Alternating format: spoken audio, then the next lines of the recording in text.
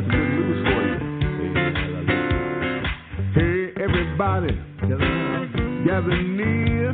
The doctor's in the house, so lend him your ear. The things he can say might even make your day. He might even help your pain go away. The doctor is in the house. The doctor is in the house. Let the doctor know what's bothering you. I'm sure he can tell you just what to do. The doctor is in the house. Doctor is in the house. Let the doctor know what's bothering you. The doctor is in the house. If you have a pain, call a doctor. If you have a sprain, call a doctor. Let the doctor know what you're going through.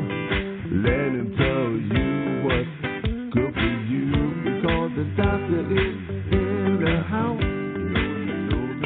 The doctor is in the house. Call a doctor. Call a doctor.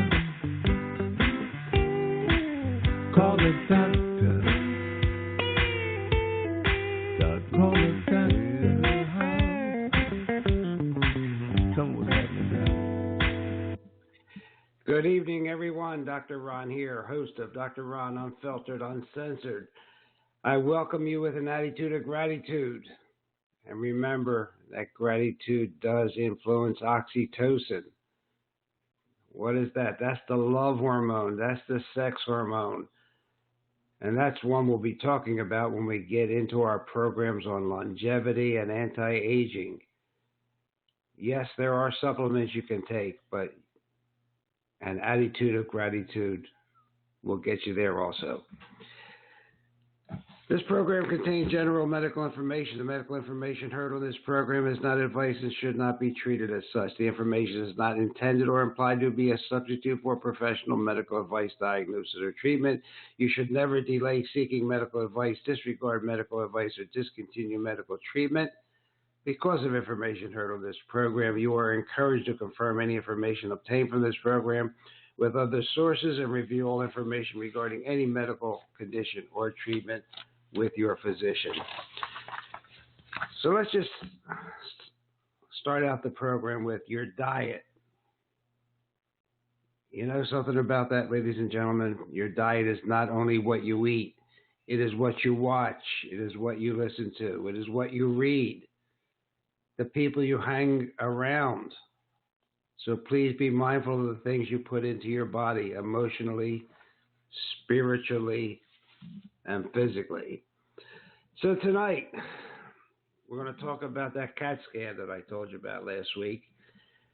And we will also have a guest tonight, Frank Poliafico, who has an interesting program about drinking alcohol and just how to say no, no being spelled K-N-O-W. It's a program that he has presented many times with great reviews. So when Frank Poliafico comes on the program, we'll introduce him, and what a great program that he has together for you.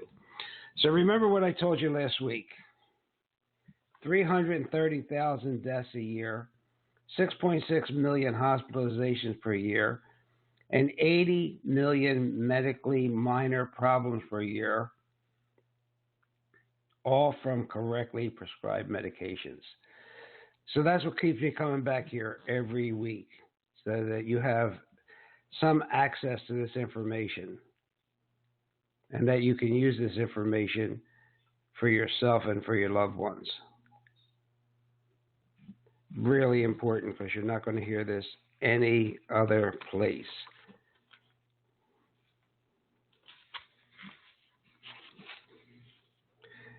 And I'm sure everybody's waking up to the fact that our modern medicine has become a major cause of preventable death worldwide. Medical errors, side effects to unnecessary surgeries, and adverse reactions to correctly prescribed pharmaceuticals are the primary reason for this. It's been called the hidden epidemic of side effects. I mean, because nobody is talking about it. What you see on television is smoke and mirrors. So there is a solution. At the end of the program, I'll give you 4 important questions to ask. But we have to stay away from unnecessary prescription and over-the-counter drugs and use plant-based medication. An interesting fact is that you know how many people are killed by illicit drugs per year? 17,000. And guess what? The United States government spends nearly $50 billion, that's what it'd be, every year to fight a war against illicit drugs in an effort to ameliorate this death toll. Yet, America's more deadly drug problem is from physicians, and it's continued to be ignored. So that's why we bring you this program and bring you information that you can use. So last week I mentioned that there's a test out there that's done 85 million times a year. And guess what? This test could give you cancer. You think anybody's come out and admitted that yet? In a rare moment of honesty, the mainstream medical establishment just fessed up to it, believe it or not, and they told the truth. They're giving you cancer, and it's not by accident, it's not unforeseen, and it's certainly not unexpected. When you blast millions of patients with high doses of radiation for endless, needless CAT scans, of course you're going to fry up some of those cells in the process. So it turns out that CAT scans are causing far more cancers than they ever will detect. That fact is the truth and was laid bare for the world to see in a new study. But if you've had a scan or 2 or more yourself, there is a way to protect your body and shield your cells and reverse that risk. So how does it give you cancer? Well, one study estimates 85 million per year, or about 10,000 scans for every hour of every day, including weekends and holidays. Let me repeat that. 10,000 CAT scans are done every hour of every day, including weekends and holidays. But some of those scans, when you think it, they're not necessary. Like when you have some blood in your urine with no obvious cause. Well, it could be cancer, but that could be detected with a radiation-free ultrasound. There's just one problem, and we sort of talked about it last week with Dr. Powers. Ultrasounds are cheap. CAT scans are really profitable. Really profitable. So it scans for everyone.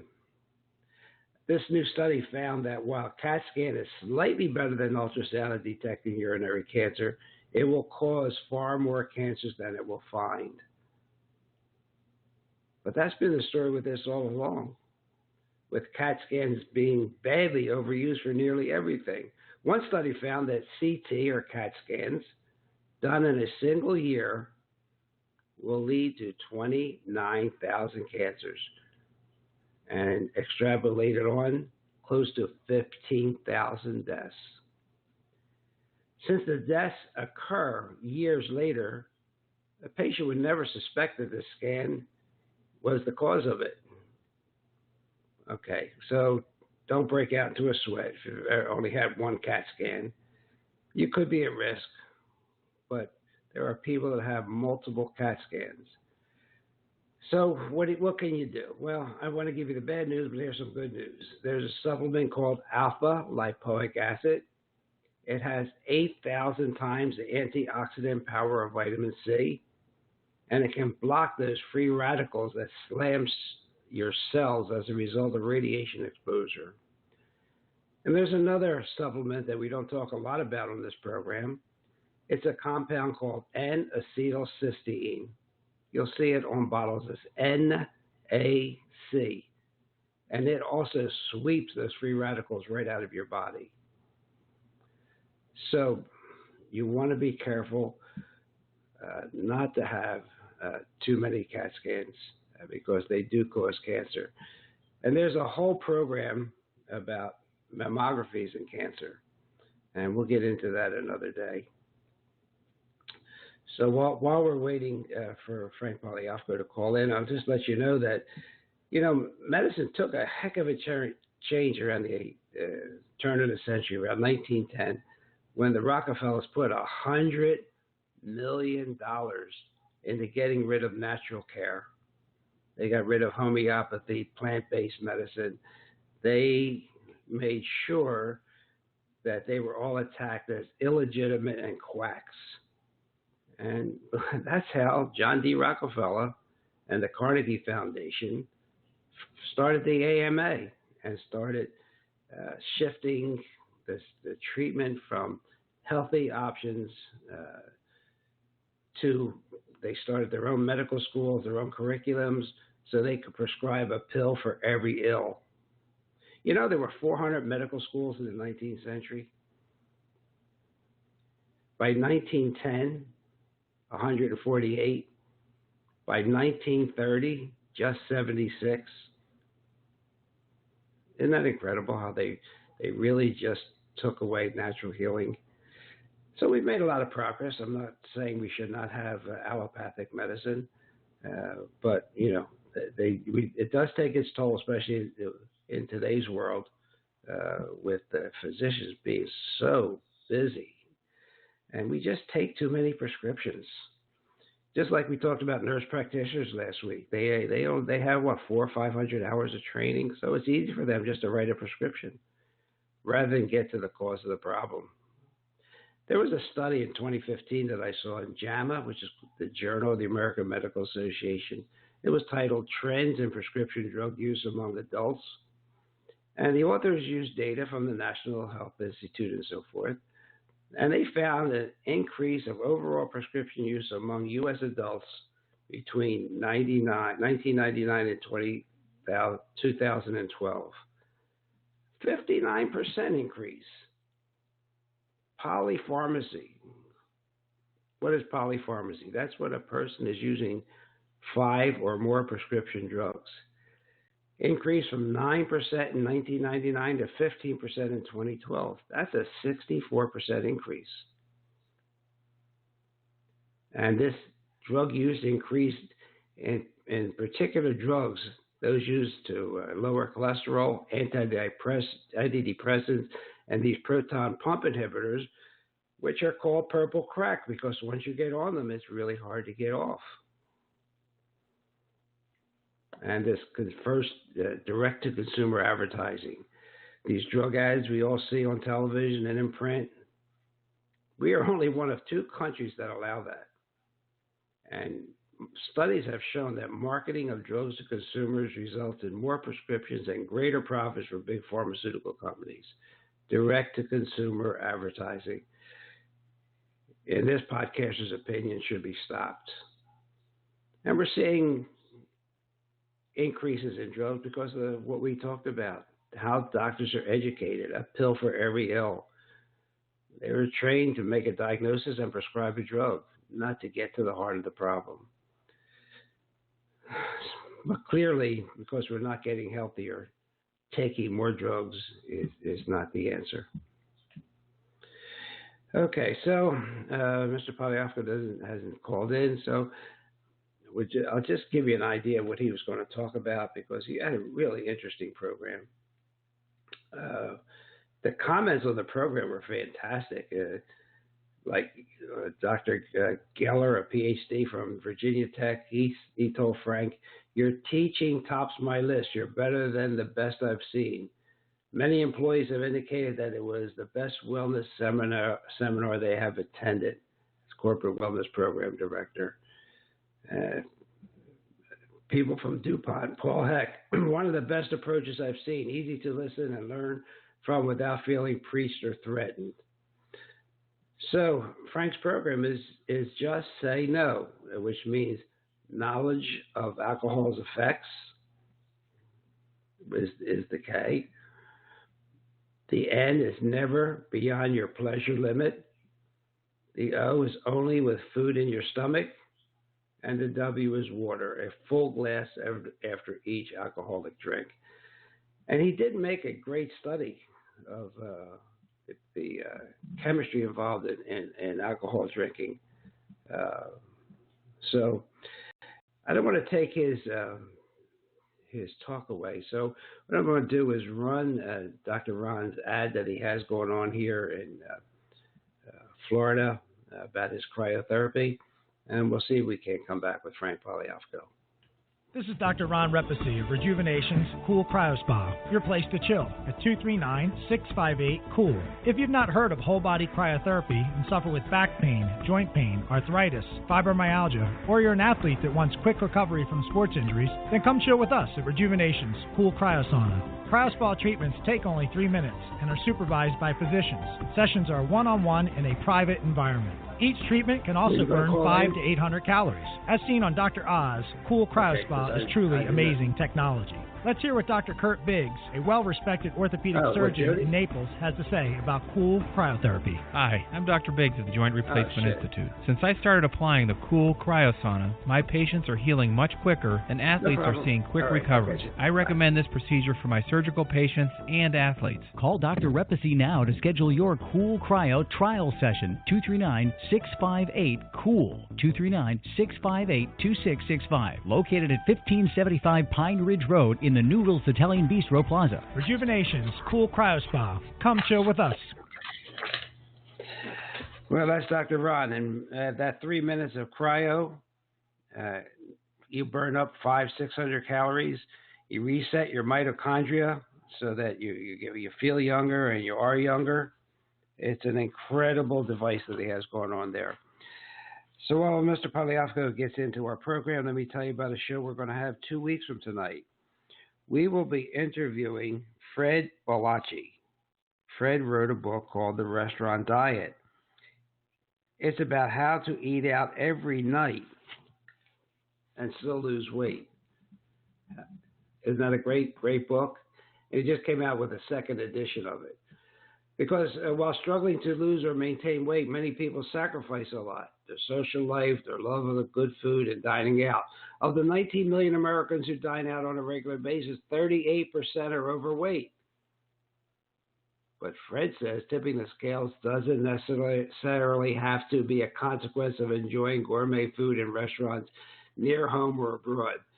There's a way to live luxuriously, become friends with food, and be healthy without having to resort to fad diets and the results that don't last with fad diets. So he's written this Restaurant Diet book. It's a series of the healthy global gourmet.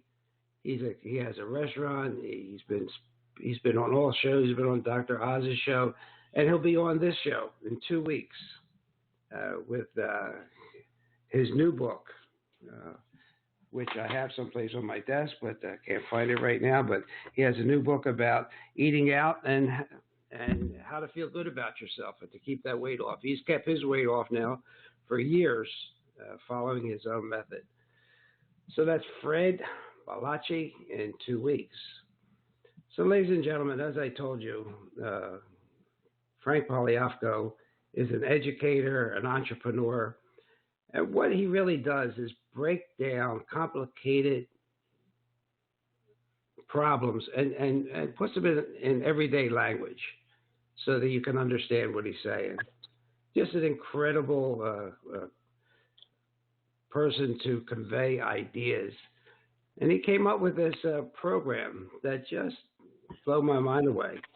In fact, he blows my mind away because he's so smart, and we've been friends, and I just didn't realize everything that he's accomplished. So before we go further, let me introduce Frank Poliafico. Hi, Frank. Hi, Ronnie. Nice to be with you tonight. Thank you. Oh, our pleasure. So I talked a little bit about your program before you came on about what it's called and Just Say No. And I thought maybe instead of me telling them, you tell our audience what's involved in this Just Say No program. Well, as you may have told the audience, and I'll remind them, my background's in emergency nursing and emergency medical services and emergency care education. And after a career in both emergency department, nursing care and management, and then as director of EMS for the city of New York, I began to do training for some companies that work in isolated environments. So one of those was offshore drilling companies. And while my focus was on emergency preparedness and emergency response, one day one of the managers said to me, "Have you ever thought of doing anything on prevention?" And I said, "Wow, prevention, what a concept." Because my whole career was in response. And he said, "We got a problem." And the problem was that these young guys, mostly, were working offshore on rigs for 2 and 3 week stints and not touching a drop of liquor, hitting port and making up for it in 2 or 3 hours. So there was considerable heavy drinking, which I guess now we refer to as binge drinking. This is back towards the late 80s, early 90s. And they wanted me to come up with something to begin educating them so that they would not get so drunk when they got off the ship and go home to their wives hungover, and then come back to the rigs hungover because they couldn't drink on board. There was tests. They had to blow in a tube at 0.0, but they couldn't get on the helicopter to fly offshore. And so they were coming in hungover because they went out and had a couple nights of drinking before they went back offshore. And so it was a cultural thing, but it was disastrous in terms of accident rates and in terms of illness and long-term problems. Yet none of these people measured up in any way, shape, or form as alcoholics. During those 3 weeks they were offshore, there were no tremors, there were no shakes, there was no withdrawal, nobody sneaking. So to just apply the alcoholism approach to dealing with their drinking issue didn't seem to work. So we came up with a program. I teamed up with some behavioral psychologists that we would motivate people to drink less, but without saying drink in moderation, because moderation is a term I personally find distasteful. The basic principle of behavioral psychology is consequences that are negative don't motivate people. For consequences have to motivate people, they had to be soon, positive, and certain. And so with that dictum, we set out to talk about how do you maximize your drinking pleasure. And of course, that immediately annoyed a lot of my colleagues in the alcohol treatment industry that I was going to enable people to drink. And I made it very clear that our program was not for people who were addicted, who were alcoholics, who cannot drink at all, period, end of story. And they need to spend a lifetime in recovery, and God bless them, many, many people are, many of my friends. But the reality was that 90% of the people who got in trouble with alcohol, either immediately in trouble or long-term, were not alcoholics, and were never going to become alcoholics. They were what I termed ignoholics. They were ignorant of the effects of this chemical. And so we set out to define a program based on, we called it drinking responsibly, but we define responsible as responding with ability. Because if you don't respond with ability, it doesn't matter what you do. You have to have the ability. And if you're just going to learn by what was called evolution and trial and error, that's slow, ineffective, and dangerous. You can't just learn that way. There has to be a way to learn things so that it's immediately beneficial. And that's what we set out to do. That learning by discovery, as we called it, was not going to be the way that people should learn. And many of us did learn by discovery. I think I've been drunk twice in my life, and I learned I can't drink like my friends were drinking in terms of the volume. I didn't have that capacity, and I paid a heavy price the next day, including trips to the ER both times. And so we set out to say, what do people need to know about alcohol? Well, the first thing we need to know is why people drink. The majority of us who consume alcoholic beverages drink for pleasure. We drink to feel good. And whether we call it taste or unwind or relax, they're all pleasures. We drink to feel good. There's no other reason in the world to drink. Well, I drink just to be sociable. Well, what's sociable? It's feeling good, being with other people, enjoying people's company. And our premise was that once you go beyond the point of pleasure, of feeling good, you're wasting good booze. Yet continually we found people who would get to that point of maximum pleasure and then keep pounding down the drinks, which was of no value whatsoever. It'd be equivalent to pouring 20 gallons of gas in your tank and then 10 more in the back seat. You know, you're not going to get benefit out of the 10 in the back seat. How do we get to that point of maximum pleasure and move forward? Certainly, alcohol is a part of our society. It's a part of our culture, and it has since the beginning of recorded history. If you go back and look at the caveman drawings, the Greeks, the Italians, the Egyptians, alcohol was a part of those cultures. It's in the Bible. It's a reality. Alcohol is not evil. It's not demon rub, as Carrie Nation once told this country. It's something that's very good, but it has to be used for enjoyment. And when people choose to drink, if they're not addicted, if they're not in treatment, and I got to make that really clear, anybody who's listening, if you have a problem with drinking and you're seeking psychological help or you've been in recovery, God bless you. Keep it up one day at a time. What I'm saying is not for you. There was a woman a couple of years ago, a little sidetrack here, named Audrey Kishlan. Audrey was a woman who wasn't an alcoholic, had been involved in AA, and decided that you didn't have to be in AA. You could live a life and drink moderately. She wrote a book called Moderation Management, and she was on all the talk shows, and she became the toast of the town because she was going to tell people how they could drink even if they were alcoholics. Well, unfortunately, she didn't practice what she preached. She was in an auto accident about a year later, killed 3 people in that accident, and is now doing life in prison. So much for Audrey's eloquent writings. It doesn't work. You can't drink moderately if you're an alcoholic, if you're addicted to this chemical. But for the rest of us, you then have to make a second choice. If you choose to drink, get drunk or enjoy it. And drunk means numb, no feelings, acting stupid, making bad decisions. Enjoy it, as I define it, is eliminating the negative consequences, never drinking and driving or working. Just say no. I'll define no in just a minute here. Optimize your pleasure. When I say no, it's spelled K-N-O-W. I don't have a picture to show you, but K-N-O-W, no. Optimize your pleasure, and you make the choice. That's enjoy. Eliminate, never drink and drive or work. Just say no. Optimize your pleasure. You make the choice. And along the lines, remember the rule of life. If you make the choice, you own the consequences. You can't get in trouble because you drank and say, well, it was not my fault, I was drunk. You chose to drink, you're responsible. The courts have said that time and time again, as have the theologians and the ethicists. So know that there will be consequences. And what we want to do is maximize the positive consequences, feeling good, enjoying yourself, enjoying your friends and family, and minimizing the negative consequences, illness, injury, and long-term health problems. We drink to celebrate. We drink to socialize. We drink. It's a major part of the economy. The alcohol industry is as big a part of the economy as the oil industry. It's a significant part of the tax base, which, by the way, was the number one reason they repealed the 18th Amendment, that prohibition back, was they wanted some of those taxes, that all those hoods in Chicago were collecting, they're not paying.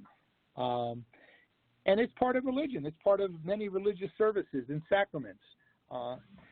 It's a good thing. It's not evil. There are health benefits. We know that time and time again, there have been many studies on the benefits of consuming alcohol. And, of course, the word moderation is always used, and that's meant in an appropriate amount.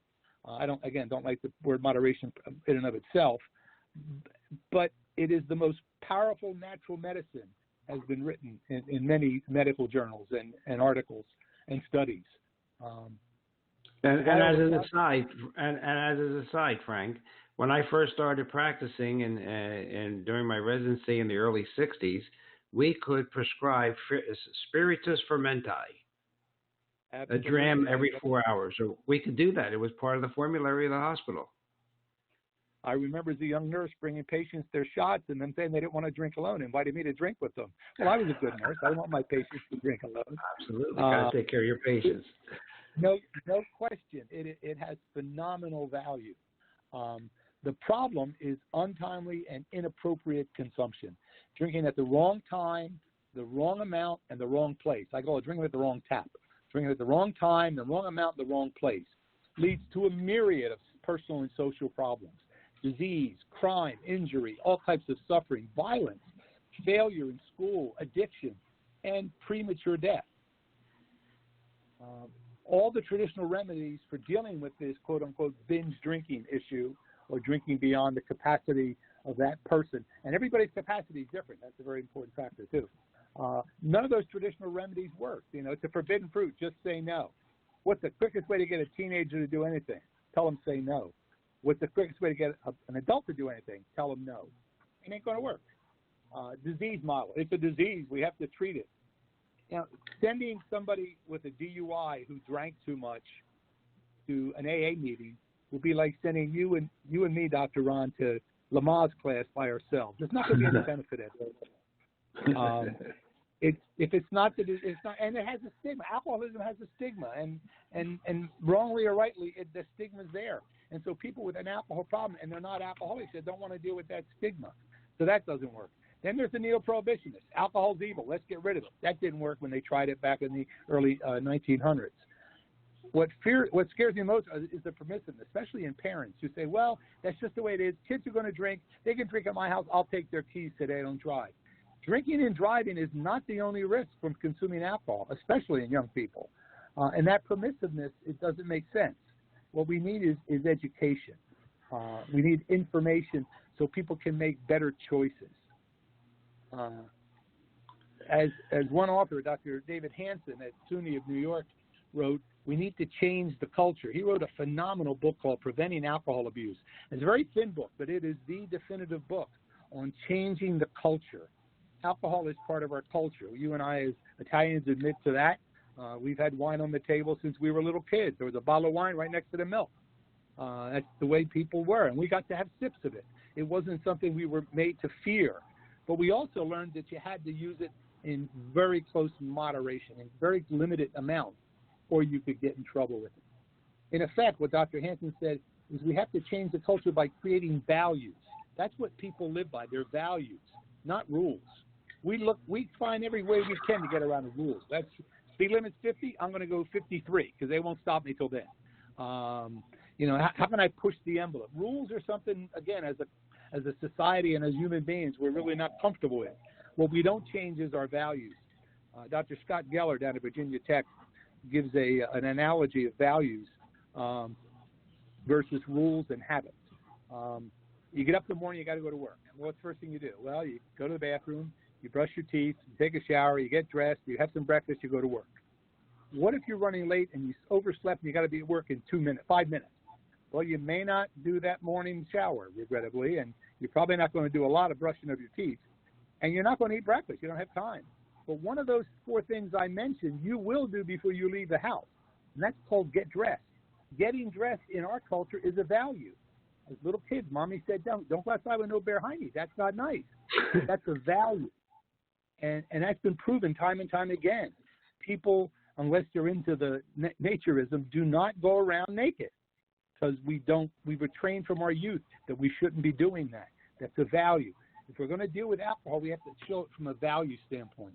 What's the value benefit? How do we combat this disease of ignoholism so that people aren't as ignorant about or apathetic about the chemical, its long-term and short-term effects? Well, we need to understand some basic chemistry. Alcohol is a drug. And like any other drug, it affects the brain. That's why it's a drug. It alters the chemistry and function of the human brain. And the brain is, as you all know, is the source of all life and all decision-making. When we drink, we change the chemistry of the brain and therefore its ability to function.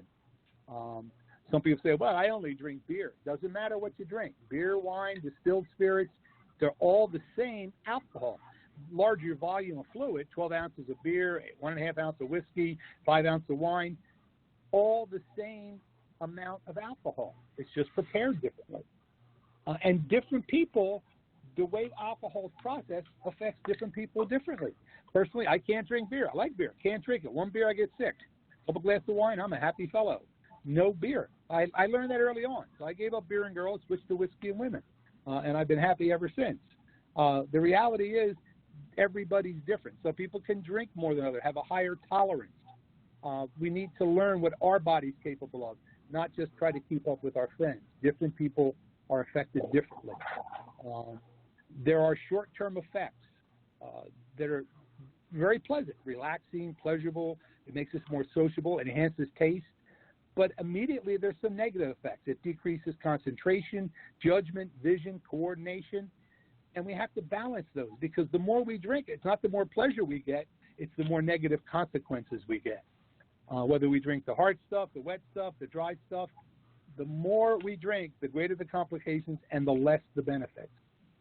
And why is this so important? Because it's where alcohol comes from. Where do we get alcohol, Dr. Ron? And don't tell me a liquor store. Where do we get alcohol? We get it by distilling it and fermentation.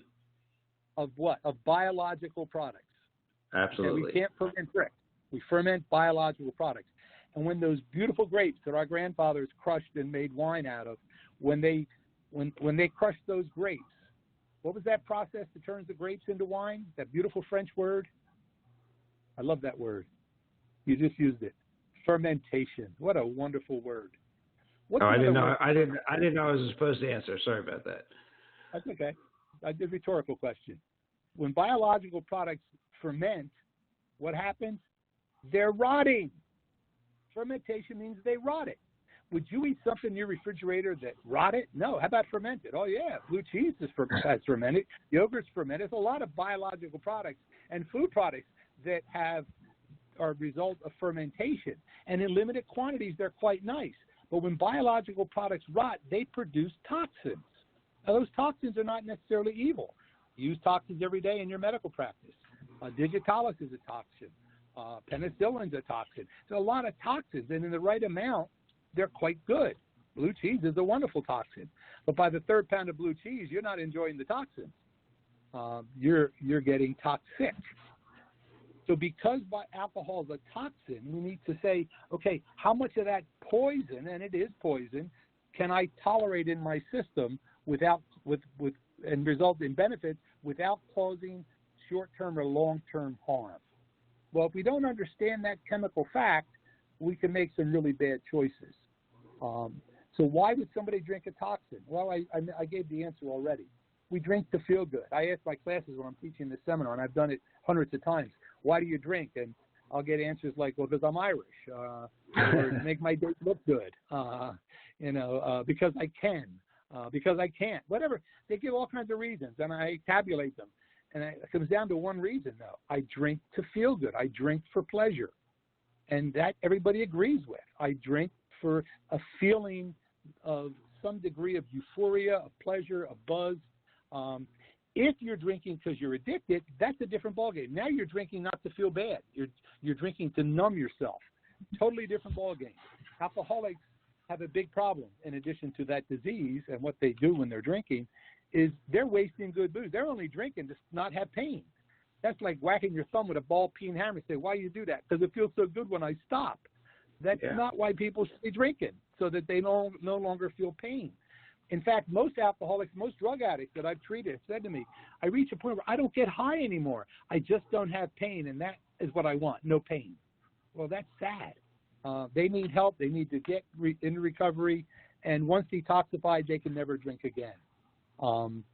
Now, some people drink because they're dependent on it, and they're not addicted yet, but they're on a slippery slope. We got to be real careful. If the only way you can relax and unwind and be sociable is with a couple drinks, you may have a problem brewing. You may be you might be on thin ice and headed for danger. You should be able to socialize without having a drink. Alcohol should not be the only lubricant that allows you to socialize with other members of the species.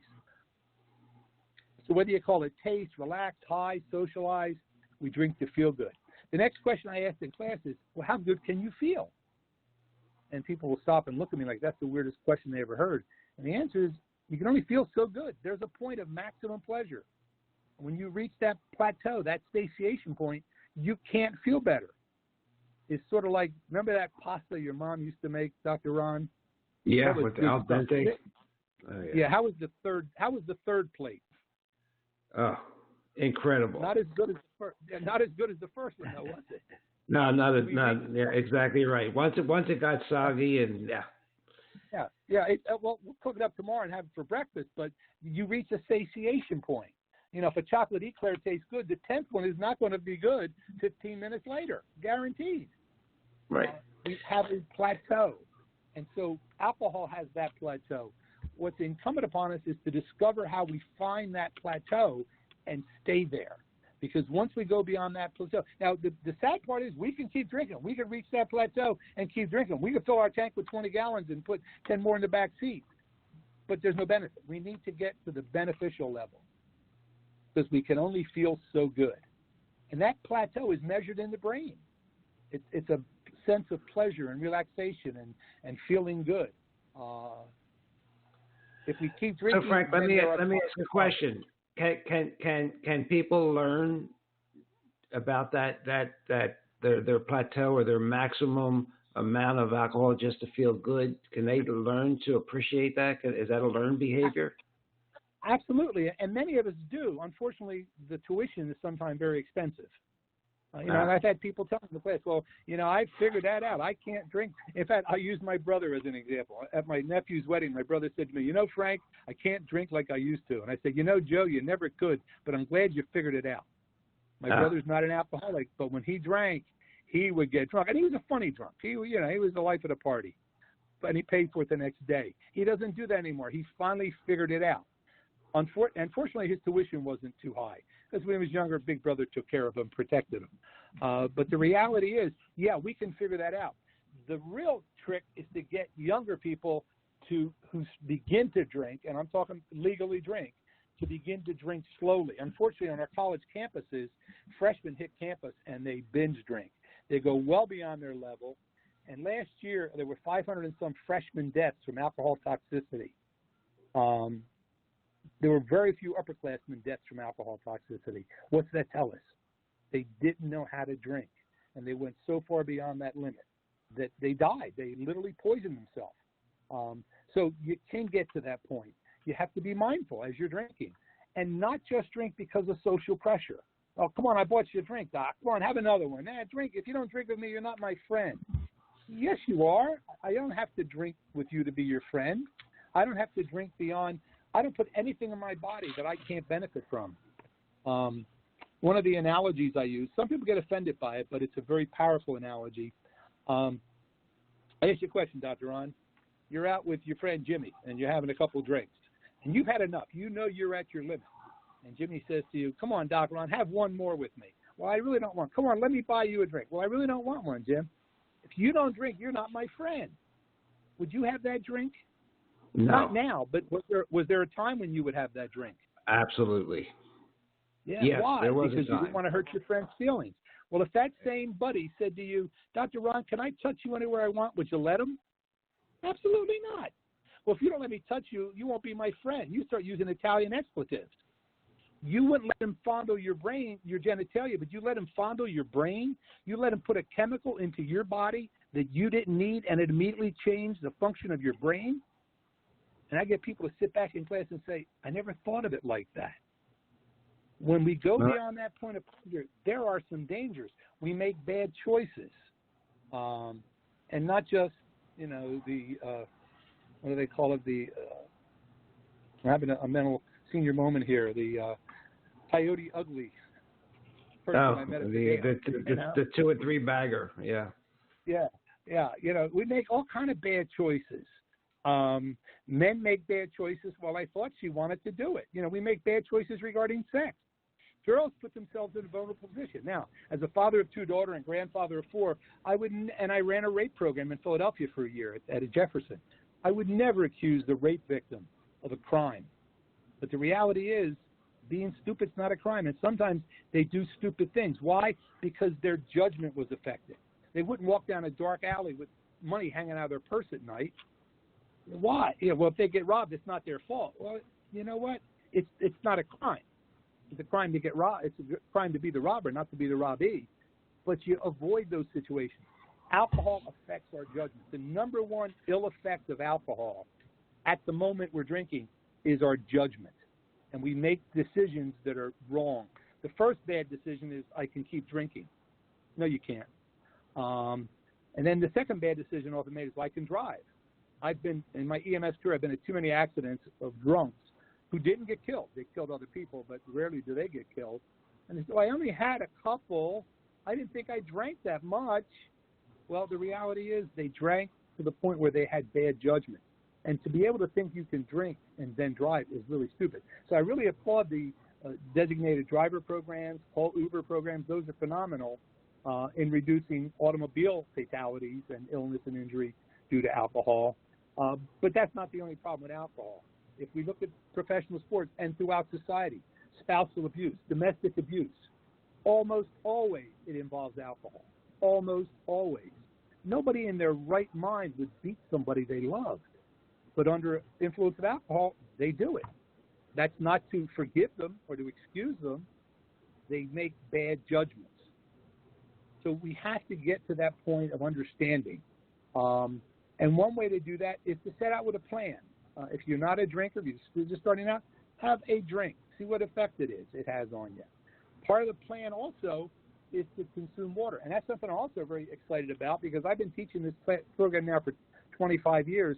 And finally, there's commercials of the alcohol manufacturers telling people, have a water break.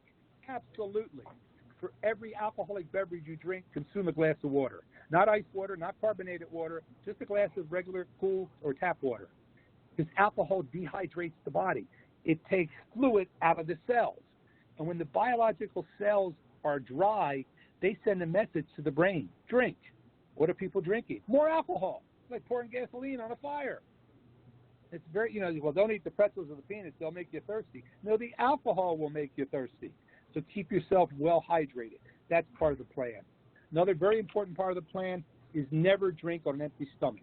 Alcohol is the only food substance that is immediately absorbed in the lining of the stomach. Most absorption is in the digestive tract, further down, not alcohol. Those alcohol molecules are small enough, they immediately go into the system. So if there's food in there, they go in at a slower rate. Don't drink on an empty stomach. That's actually foolish and dangerous. So keep yourself hydrated, have a plan, never on an empty stomach, and stick to your limit. Know what your limit is. Tell somebody else your limit. Tell the bartender, tell the waitress, after you serve me two, stop. Bring me a glass of water with a straw in it. I used to do that because I couldn't drink more than two just because my tolerance is so low.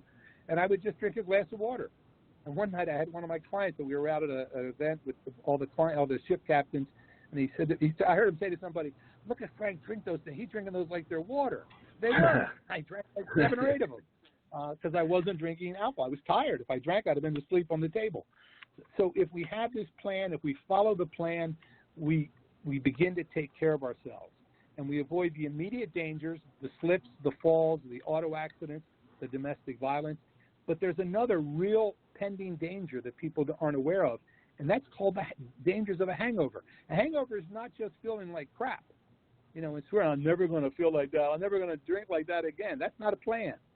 A hangover, and there's studies on this in the workplace, for 72 hours is a major danger to people who go back to work. Because for 72 hours, a hangover decreases your perception, your judgment, your coordination, and your reflexes. The 4 major causes of accidents in every company and industry in the country is decreased perception, judgment, coordination, and reflexes. The number one accident day in most companies, the highest accident rate, is the first day back to work after a long weekend. What's that tell us? People are coming back hungover. They blow in the tube, they're 0.0. There's no longer alcohol in their system, but the effects of the toxins are in their system. And so that's why having the plan makes it possible to then go forward.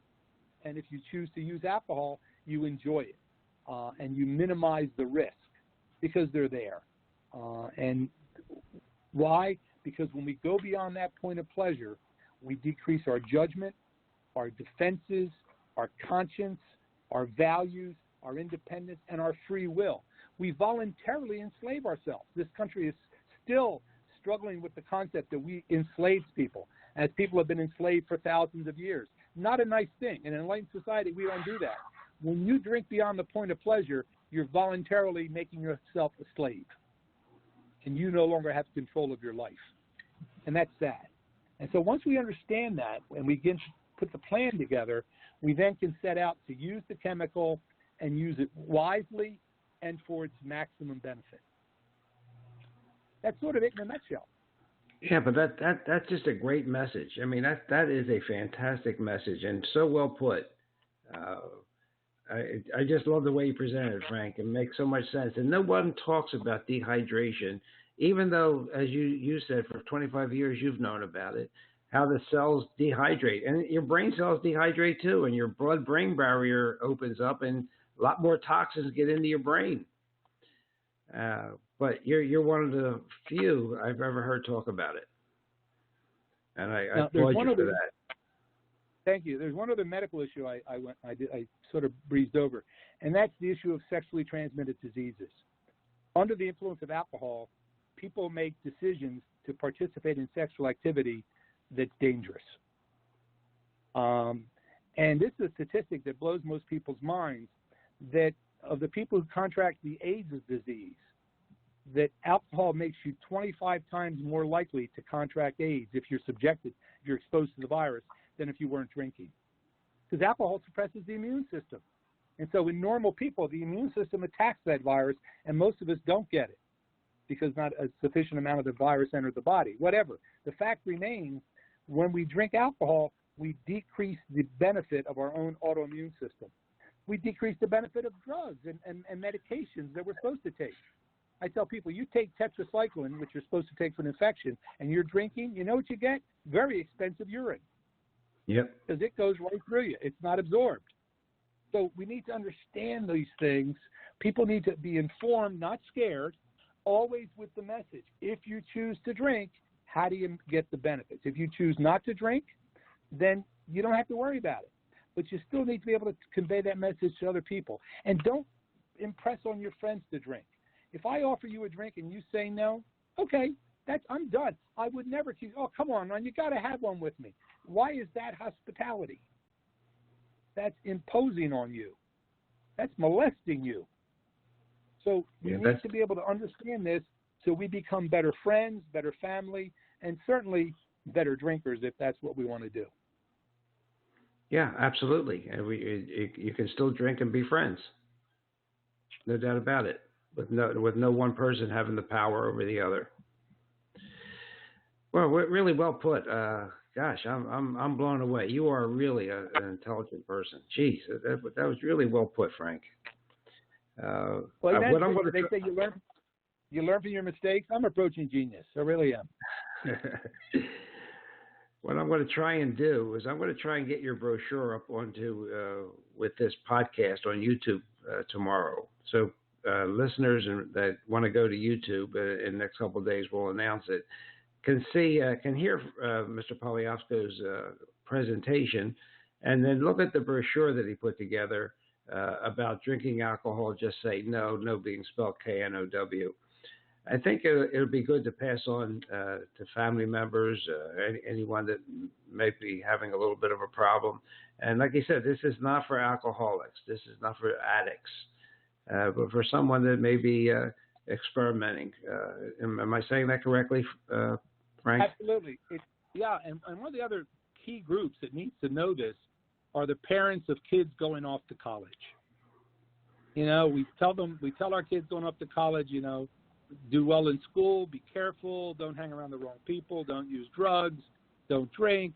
But we don't tell them, drinking is no. Let me rephrase drinking. What were we told about drinking? We were told growing up, don't drink, but do it responsibly. In the same breath. Yeah. We have to show them what that means to be responsible, because they're going to be exposed, and there are risks in that exposure.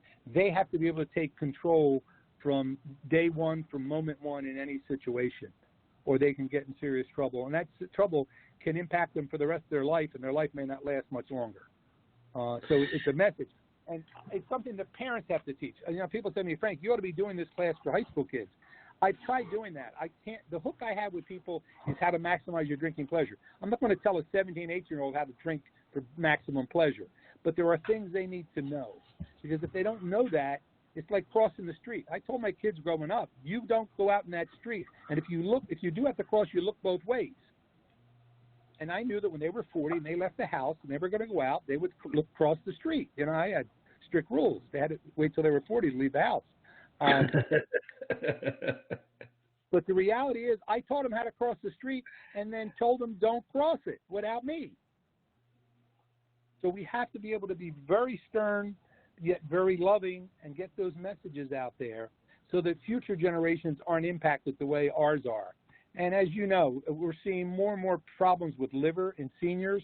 That's from years and years of misuse of their liver, because that's one of the downsides of consuming alcohol, the liver detoxifies it. So it's really an informational thing. And getting that message out, I'll help in any way I can. I will share with you one thing. On that brochure I sent you, that's my old brochure. I'm now retired, and the phone number is my old phone number, so we'd have to put a new phone number in there. But other than that, it's, I think, information that gets people thinking. There's a lot of good books out there about sensible, responsible drinking, and I'll be happy to share a bibliography with people if they want.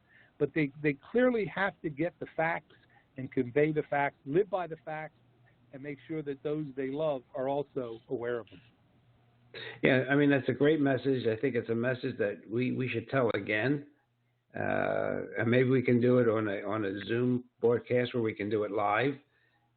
Because I'm looking back at my notes from July of 2013 when I actually did a program about wine, beer, and booze. And my closing was, the key isn't what you drink, it's how much you drink. Of course, I used the word you don't like. Keep it to a moderate habit of a drink or two a day, and you'll enjoy all the benefits and none of the risks. But that was sort of elementary compared to your presentation, which applies to a lot more people. I was just talking about health benefits, but you can't have the health benefits if you go past that point. Yeah, because your liver has to get rid of it. Your liver can only get the best liver in town gets rid of 1/2 ounce an hour. Right. The best liver in town. Yeah, and then we told people to take Tylenol, and Tylenol is so hepatotoxic. It's the #1 cause of liver transplants now in the United States, acetaminophen toxicity. Yep.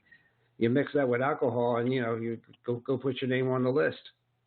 Oh, the potentiation is unbelievable. Let's see. We got a couple people. Let's just see if anybody wants to ask any questions before we wrap it up. There is a caller 286-5686. Any questions? Fantastic. I love listening to every word you said, Frank. I know a lot of people who are going to benefit from this, so I can't wait to pass it on. Excellent. Thank you. Thank you for that. He made a fantastic presentation. I've known this gentleman for over 50 years, and this is, and his knowledge in emergency medicine is beyond belief. I mean, treat him and street him, Frank, but this was a great, in-depth presentation that could help a lot of people. So, Frank, thank you so much. We're going to have to do this again, and I think we'll do it in a vodcast, as I have the ability to do a video cast with some of the new equipment I have. So, that's great. I have some really great illustrations that point out some of the things I'm talking about. Yeah, that's what I'm thinking. Even your brochure. Yeah. So, even though it's old, we could Photoshop that, bring it up to date. But this is such an important. I didn't realize. There's a million people in the chat room asking questions, and we don't have time for them. We'll get to them to the next show, ladies and gentlemen. We will do another show with Mr. Poliafico on this subject. Get to know KNOW, how to say no. I mean, what a great acronym. So okay, we're getting close to the hour. We could go on, but I found out. You go on too long, people lose interest, and then they don't. You lose it for the next show. So I'm going to just give Frank a big round of applause. Thank you. And we're going to do this again, and if he's agreeable, and we'll do a video part so he can show some of his material, and in 2 weeks, we're going to have, like I say, a great chef author on about how to eat out and lose weight. And then the following week, I want to talk about the low-dose naloxone for chronic pain and fibromyalgia. not really catching on because nobody's making a lot of money off it because you're using such low doses of the drug. And then we have physicians, two physicians who just wrote a book called "You Can Prevent a Stroke," and it's based on atrial fibrillation. It's written by Dr. Yamamoto and Dr. Thomas, two cardiologists who just have a fantastic program for preventing stroke with people with heart arrhythmia problems. So we have some great shows planned for you for the future. Next week, yours truly will be moving his home and office and studio, so we will have a rerun next week, but then we'll be back again on the 29th with the chef. So again, Frank, thank you so much. Really a great presentation. You actually blew my circuit. I really appreciated it. Thank you again for the opportunity. All right, and good luck to your brother, and I'll talk to you off the air. And with that, ladies and gentlemen, I hope you learned a lot. These shows now are on Alexa, they're on iHeartRadio, Spotify, Google Play, Amazon, Apple Podcasts. So your friends can listen to this program, which is Booze and News, or How to Handle Booze. And then we'll have a follow-up program in the near future. So thank you, everyone, and have a great night, and we will see you again next time. Ciao. Ladies and gentlemen, thank you for listening to Dr. Ron, Unfiltered, Uncensored, with your host, Dr. Ron. We are here each and every week. Thank you for taking the time out of your busy schedule. We bring you medical news that you can use. Medical news that's up to date on drug reactions and interpretation of medical articles. We also have some great guests scheduled. So thank you again. Have a great week. Listen to us on Apple, Alexa, iHeartRadio, TuneIn Radio, Spotify, Stitcher. Ciao.